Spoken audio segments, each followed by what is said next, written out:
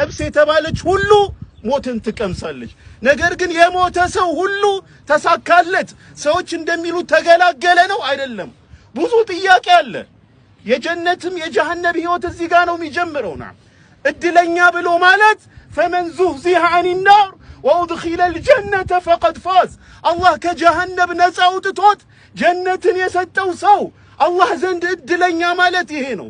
እውነተኛ አሁን ባለንበት ተጨባጭ አሁን እንደቆሸሽ ነው አቆሻሸሽ ድንገት መለከል ሞት ቢመጣ ዝግጁ ነው ነው?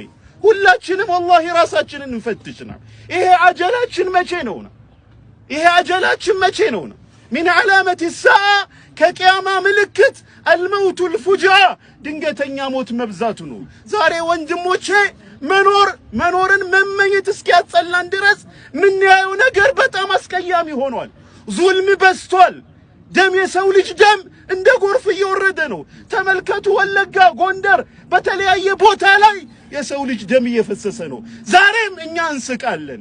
ዛሬም ብዙ ፕሮጀክት አለን። ዛሬም አኺራን ረስተናል።